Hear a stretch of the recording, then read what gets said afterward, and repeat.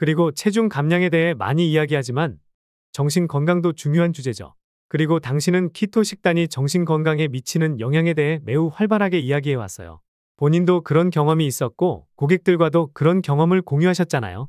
식단과 정신 건강의 연관성이 그렇게 강하다는 것이 놀라웠나요? 그리고 많은 사람에게도 이런 효과가 나타난다고 생각하시나요? 네, 그게 놀랍진 않지만 더 많은 사람이 알았으면 해요. 키토 식단이 정신 건강을 위한 100% 완벽한 해결책은 아니에요. 어떤 점에서는 나아지지 않거나 약간의 개선만 있을 수도 있죠. 하지만 많은 사람이 키토 식단을 하면서 놀라는 점은 우울증이나 불안, 양극성 장애, 정신분열증 같은 문제에서 많은 개선을 볼 수 있어요. 이와 관련한 연구 자료도 실제로 많고요.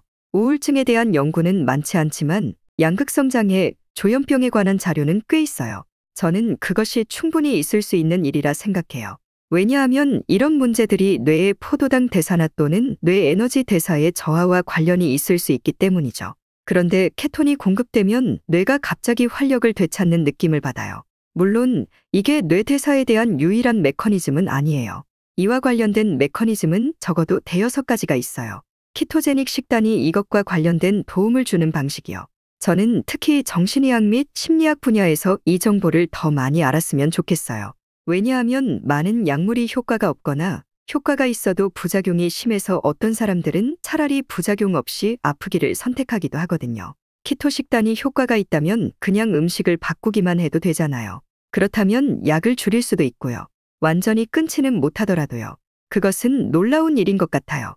제프 볼렉 박사가 최근 했던 발언이 있는데 정말 멋진 표현이에요. 키토가 간질, 제2형 당뇨병, 체중 감량에 효과가 있다는 것은 우리도 잘 알고 있잖아요. 고혈압이나 대사증후군에도 효과가 좋고요. 지금 우리가 이야기한 편두통, 불안 같은 것에도 효과가 있다는 것을 배우고 있어요. 그러다 보면 어디든 다 좋다고 하니까 약장수의 말처럼 들릴 수도 있을 것 같아요.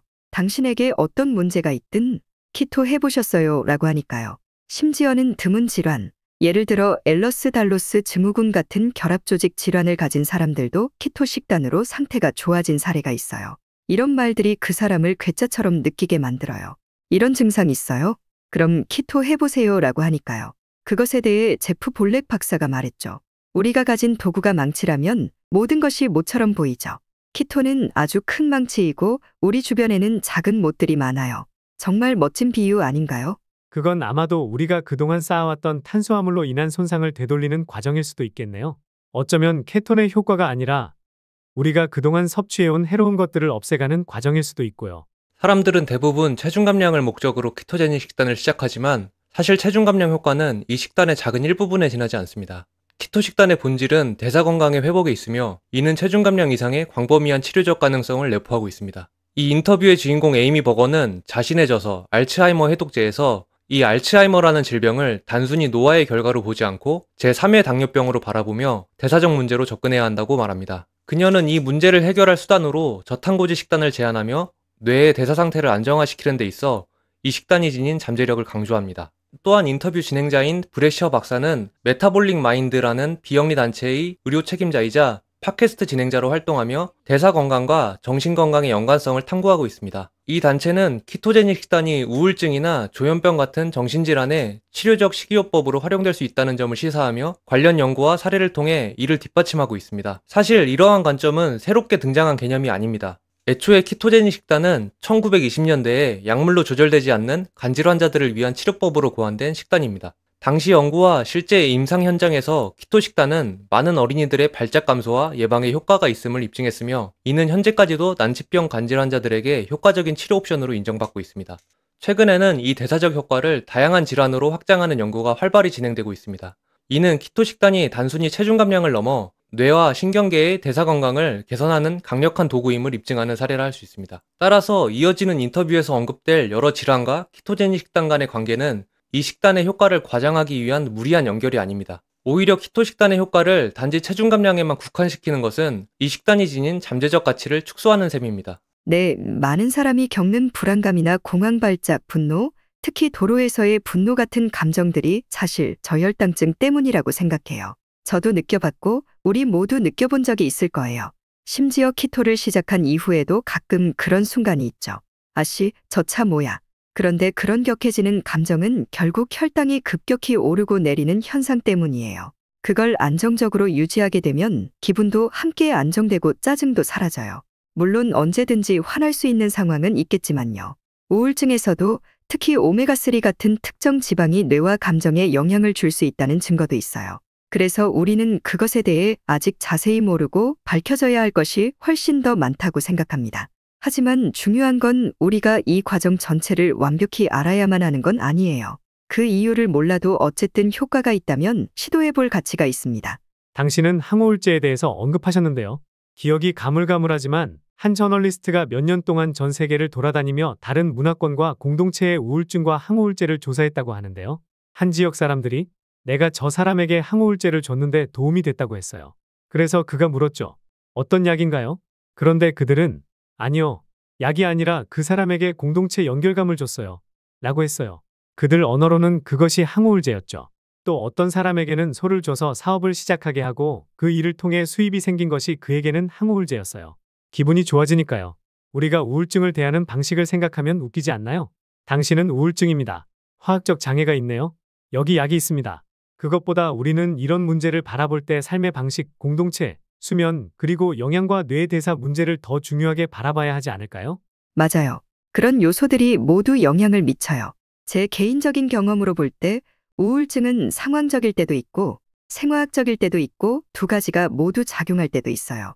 예를 들어 상황적인 우울증은 자신이 좋아하지 않는 직장에 갇혀 있거나 사랑이 없는 결혼 생활을 하거나 살고 싶지 않은 마을에 살 때 생길 수 있죠. 아니면 삶에서 충족감을 느끼지 못할 때나 사랑하는 사람의 죽음, 이혼 같은 큰일들로 인해 생길 수도 있어요. 그리고 생화학적 우울증은 자신의 삶에 아무 문제가 없는데도 우울한 경우입니다. 저는 두 가지를 모두 경험했는데 특히 갑상선 문제도 심각했어요. 갑상선 약을 복용하자 우울증이 90% 정도 좋아졌어요. 완전히 사라진 건 아니지만 훨씬 나아졌어요. 갑상선 문제라는 걸 알고는 있었는데 적합한 약과 복용량을 찾기까지 힘들었죠. 저는 많은 고객에 진단받지 않은 갑상선 기능 저하증의 증상을 봤습니다. 원인은 알지만 약을 잘못 처방받거나 용량이 맞지 않아서 여전히 증상이 남아있고 상태가 좋지 않은 경우죠. 아쉽게도 저는 의사가 아니라서 단지 그들을 교육하고 의사와 이 문제에 관해 이야기해 보세요라고 말하는 것밖에 할 수 없어요.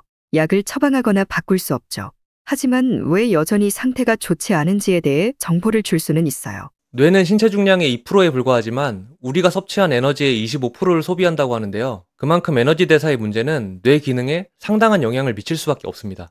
우리가 앞서 이야기한 공황 발작, 분노 같은 감정적 문제들, 그리고 우울증이 뇌의 에너지 대사 문제로도 발생할 수 있다는 점은 우리가 매일 먹는 음식이 생각보다 건강에 큰 영향을 미칠 수 있음을 시사합니다. 예를 들어 우울증은 흔히 신경전달 물질의 불균형으로 설명되곤 하지만 이것은 뇌의 에너지 대사 장애를 포함한 여러 요인에 의해 발생하는 복합적인 질환입니다. 2020년 프론티어스 저널에서 발표한 연구에서는 뇌세포의 에너지 대사가 우울증의 중요한 요인이 될 수 있다는 사실을 보여주었습니다. 여기서 우리가 중요하게 봐야 할 점은 동일한 증상에 대해서도 사람마다 그 원인은 다를 수 있다는 것입니다. 앞서 언급한 우울증도 상황적, 심리적 요인뿐만 아니라 뇌의 에너지 대사 문제, 갑상선 호르몬의 불균형, 심지어 염증 반응이나 장내 세균의 불균형 같은 전혀 예상하지 못했던 요인까지도 영향을 미칠 수 있습니다. 하지만 현재의 의료 시스템은 이런 다양한 원인을 세심하게 파악하기보다는 일단 우울증 진단이 내려지면 모든 환자에게 똑같이 항우울제 처방을 하는 경우가 대부분입니다. 이런 천편일률적인 처방이 모든 사람에게 유효하지 않을 수 있다는 것이 문제입니다. 인터뷰의 주인공인 에이미가 갑상선 약을 복용하고 우울증이 개선된 사례처럼요. 여기서 식단의 중요성이 다시 한번 강조됩니다. 식단은 단순히 몸 상태를 좋게 만드는 것을 넘어 질병의 예방과 개선에 큰 도움을 줄 수 있습니다. 예를 들어 키토 식단은 뇌에서 감정을 조절하는 신경회로 기능을 향상시키고 산화 스트레스와 염증을 감소시키며 미토콘드리아 기능을 개선하여 뇌의 에너지 효율을 높일 수 있습니다. 이 모든 메커니즘은 우울증 증상을 완화하고 전반적인 뇌 건강을 증진시키는 데 기여할 수 있습니다. 이어지는 인터뷰에서는 요즘 많은 여성들에게서 나타나는 갑상선 문제와 식단의 연관성에 대해 논의합니다. 갑상선 문제는 정말 논란이 많아요. 일반적으로 사용하는 검사는 TSH, 즉 갑상선 자극 호르몬 검사인데 정상 범위가 대략 1에서 4로 굉장히 넓은데 이 범위 안에 있으면 대부분 추가 검사를 안 해요. 하지만 T3, T4 같은 호르몬을 검사하면 추가 정보를 얻을 수 있죠. 그러나 이것도 여전히 논란이 되고 있습니다. 진짜 갑상선 기능 저하증 혹은 잠재적 갑상선 기능 저하증에 대해서요. 제 친구 중에 이와 관련된 웹사이트를 운영하는 사람이 있는데요. 그 친구는 갑상선 문제에 관심이 많은데 때때로 우리가 겪는 문제의 원인을 지나치게 갑상선 문제로만 바라본다고 말해요. 분명히 균형이 필요한 부분이죠. 과잉 치료도 문제지만 간과되는 부분도 많은 것 같아요. 제 질문은 키토 다이어트가 갑상선에 어떻게 영향을 미치느냐는 거예요. 이건 이 분야에서 많이 논의되는 주제죠. 네, 좋은 질문이네요. 이 주제도 논란이 많죠. 갑상선 기능 저하증을 가진 사람들 중에서 특히 하시모토병 같은 자가면역성 갑상선 질환이 있는 사람들이 키토 식단을 하면 증상이 많이 좋아지는 것 같아요. 키토 다이어트를 시작하면서 약을 줄이거나 중단할 수 있게 되는 등 상태가 많이 호전되죠. 물론 모든 사람이 그런 건 아니에요. 저는 하시모토병은 아니지만 여전히 약이 필요해요. 그리고 일부 사람들, 모든 사람은 아니지만 키토제닉 식단을 하면 T3 수치가 낮아지는 경우가 있어요.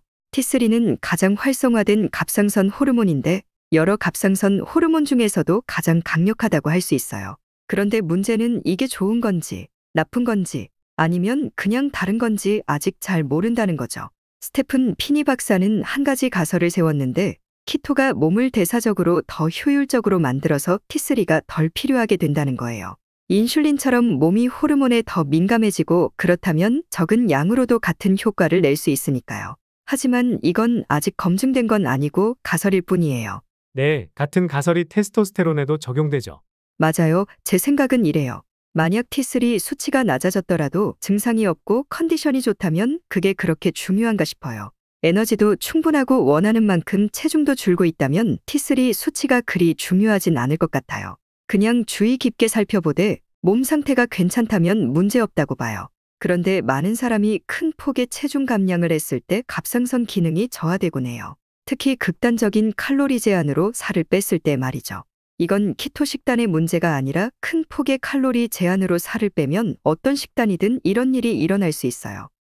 운동이든 식단이든 신체가 감당하기 힘든 극단적인 변화는 필연적으로 부작용을 동반합니다. 우리 몸은 생존을 최우선으로 하기 때문에 극단적인 상황에 처하면 생존에 필수적이지 않은 기능들을 일시적으로 중단하고 에너지를 보존하려 합니다. 인터뷰에서 언급한 갑상선 기능 저하, 그리고 극단적인 다이어트로 인한 탈모, 여성들의 무월경 증상은 모두 이런 생리적 대응에서 비롯됩니다. 간혹 탈모와 무월경 증상이 키토 식단만의 부작용이라고 생각하는 분들이 계신데 이는 사실과 다릅니다. 그것들은 키토 식단에 국한되지 않고 모든 극단적인 다이어트에서 발생할 수 있는 흔한 부작용입니다. 그리고 키토 식단을 시작하면서 경험하는 몸의 변화나 부작용을 흔히 키토플루라고 하는데요. 이 증상은 여러 요인에 의해 발생하지만 역시 가장 큰 원인 중 하나는 적응의 문제입니다. 이런 부작용들은 키토 식단을 하면서 반드시 거쳐야 하는 관문 같은 게 아닙니다. 저는 실제로 키토 식단을 하면서 한 번도 키토플루를 겪지 않았습니다. 이는 제가 처음부터 완벽한 식단을 추구하기보다는 제 몸이 감당할 수 있는 수준으로 점진적인 변화를 주었기 때문입니다. 식단도 운동처럼 점진적 접근이 필요합니다.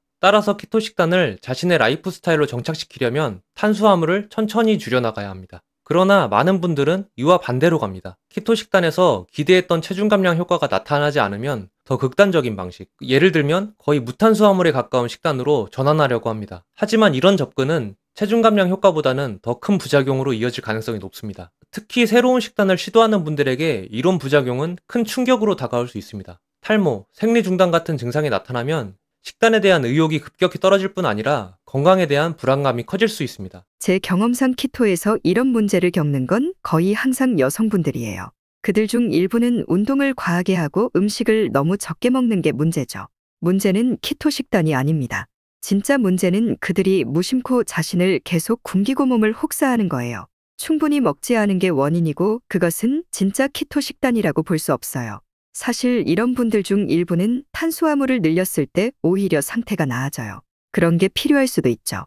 이런 분들은 대체로 젊고 이미 날씬하고 건강한 편이라 처음부터 엄격한 키토 식단을 할 필요가 없었던 경우가 많아요.